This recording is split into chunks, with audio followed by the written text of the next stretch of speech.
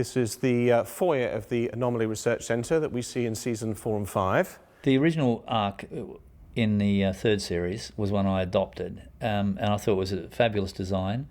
It wasn't something I originated, so it was something I had to reinterpret and try to boost. So moving into this series where I had the ability to recreate it completely, I went in a totally different direction with it. They're amazing sets to work in for lighting and space-wise. Because we're using a 35mm style camera, a lot of the kit's quite big, it's quite heavy, and the sets allow us a kind of room to move around in, and Mike's done a lot with practicals and colours and reflections and things like that that just add a kind of a realistic depth. Well, the beautiful thing about this set, and again by coming to the show fresh from last season, having the arc handily blown up, meant that they could start from the ground up. And I think one of the feelings was, certainly from my perspective, having worked on the last season, was there was a limitation to how we could shoot on the arc ops area. Across the grid, down into the main body of the precinct, past our workstations, where our regulars Connor and Abby and Matt and Becca can from time to time listen and work while the action continues. My concept was to crush the frame, was to change the format, which in the television format is more boxy. I wanted to squash the frame up so that you had something more letterbox, gives it a more cinematic quality, and I want it to be very deep, and I want it to be very dark. And I bring you down now to the hub, where our new character Jess sits, and from this station here, she relays to the team on the road and interprets all the information coming through from the anomalies, and these are shown here as generics tracing across the city. She can speak to the team via communication network, phone and earpiece, and she will send information, direct them to where they should be.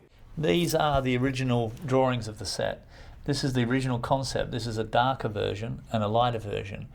And the reason I did the darker version is because even though we're underground, no windows, it's really nice to have a night and day feel, which is a work and closed feel. There's a lot of bits and pieces that have been put into the arc. There's some fruit crates, some wine racks. In the arc, all the lights on all the columns, wine racks that are opened up and turned backwards and clipped together because we extended them. The whole roof is fruit crates. And the thing about the fruit crates is that area is got no structural support, and I can't afford structural support to get a low roof in there. I love people that can take something and make it into something else. It looks very futuristic on camera. The art department in Primeval they should be all proud of themselves because they've done such a fantastic job, they really have. So the set is the set, and things happen. The guns were always a concept of working with a small handgun first, and then moving our way through into the larger guns and into the big gun at the end. Basically, the gun it's a common body that we've actually cut down from the big one to the smaller one to make them lighter. But there were 4 different guns to start with. The biggest being this one, and these are quite worn now. They've been used for 4 or 5 months. The concept behind the guns is that they've come up with some technology that doesn't kill the creatures, so they can try and send them back to where they're from. So I think it's a good idea. They're basically stun guns, and there are 3 different settings on the side, different strengths of a bolt that will come out the end and stun whatever you're trying to stop. Originally, the idea was, I liked the idea of what was a nail gun to begin with, so I started working with nail gun handles when I designed it. This original thought was a pretty heavy, bulky gun. When we could make a mould and then remove some of the sections of it to get us down to a smaller handgun. They all have working lights on them. What we were trying to do is to bring a slightly fresher energy to the show, in the sense that we have the opportunity to introduce our new characters alongside our returning characters, and the energy of which we've tried to replace is to bring the science back into the show a little more than was in season 3. Me and Connor get marooned in the Cretaceous and end up staying there a year and fall in love. And obviously at the end of the last series, Connor and Abby were left up a tree. Connor was injured quite badly, so they were marooned in the Cretaceous for what turned out to be quite a while. When Abby and Connor get back, they're a couple now, and they've been surviving together for so long that they're actually a really kind of, you know, great team now. They think very similarly, they deal with situations very well. It becomes a lot more complicated and things start to get in the way. This is the world that when they finally get back, they come back into this whole, you know, this whole machine that doesn't involve them anymore, to find out that they're sacked and no longer required. For the time being, it was felt that we needed to bring a new character who's called Matt Anderson. And he has sort of a number of agendas, but primarily he's come in fresh for the field. He is science-based. He's a sort of an animal hunter, if you like.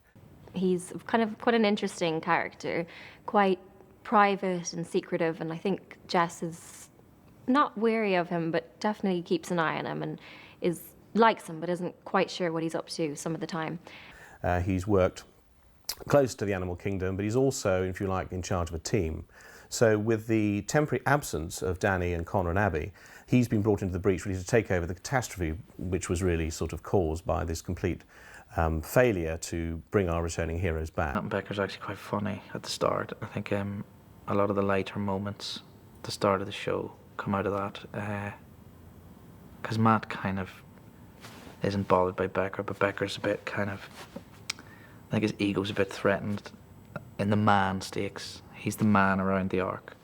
Well, I think at first he's a little bit suspect and a little bit kind of suspicious of him, because he comes in and he has some ideas of changing things.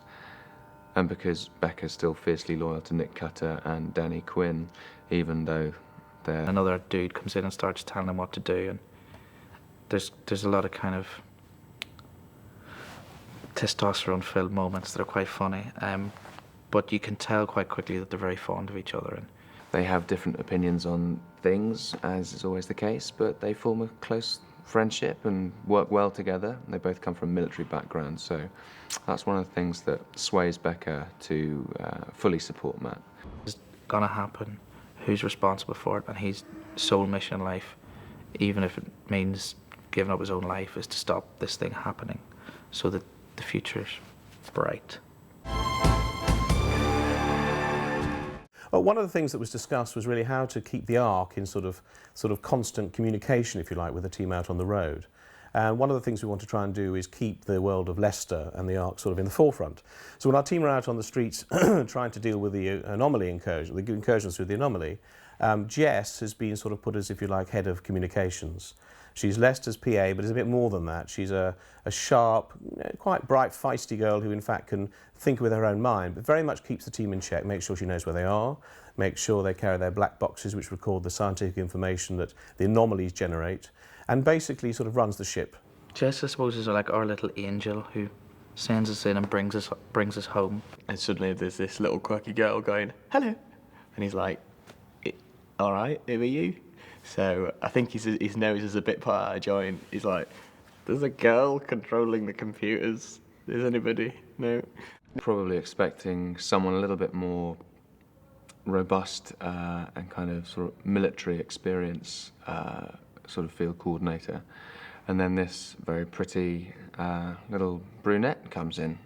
By the way, where's my chocolate? It's kind of busy.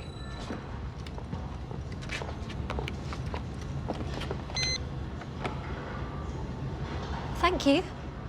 Nothing with orange in it, right? Right. You look a little flushed. It's just the chocolate. Gets me all excited. The relationship between Jess and Becker is an interesting one.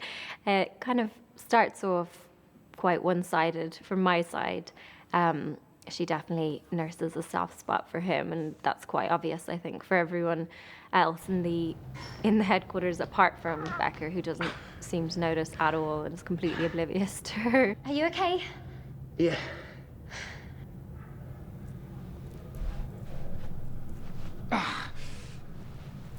Yeah, Let me help you. Thank you.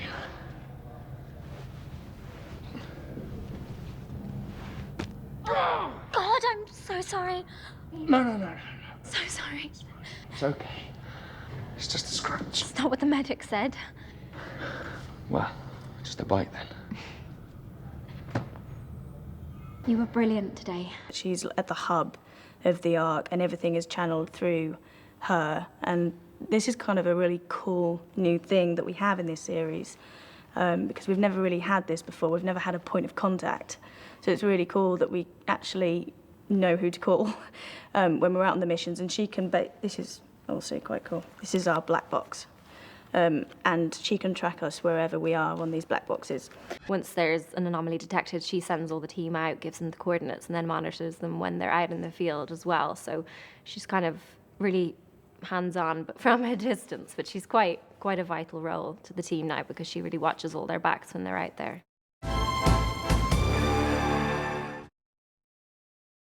Now, this time we've got Philip, who is an entrepreneur of a kind of Richard Branson mould, huge, multi-billionaire, can throw money at anything without even noticing, and that's exactly why we have a new Ark. It's his money. He has a sort of particular interest in the anomalies and their energy giving sort of capabilities. He has his agenda too. He's looking into anomalies, but not for the creature's sake, but for what the anomalies might give him. So again, you don't know where he stands to start with either. And what I want you to do is make sure the existing Ark systems are compatible before this scan goes live. No disrespect, but couldn't any computer literate techie do that? I built this system on top of yours from the old Ark. I thought you'd be excited. Well, if you think it's beneath you. No. I'll do it. Great. We'll get it up and running. We'll have a full dress rehearsal. Rock and roll. Philip's character has always been somebody who has one motivation, really, which is the pursuance of science. And he wishes to gather the data that the anomalies generate to see the pattern, to see where they come from, what they mean, and what use they can be to his understanding of this particular world. Philip mentions something about a new dawn. Connor. Unbeknownst to Connor, Philip is working on something absolutely huge. There are some things I haven't told anybody. About a special project called New Dawn. Connor's not really sure what he's talking about, and he questions him on it. But Philip's a bit like, oh, it really doesn't matter. Philip, wasn't there something that you wanted to tell me about New Dawn? Oh. Another time. The battle continues. There is always a new threat. Whatever it is, we'll deal with it.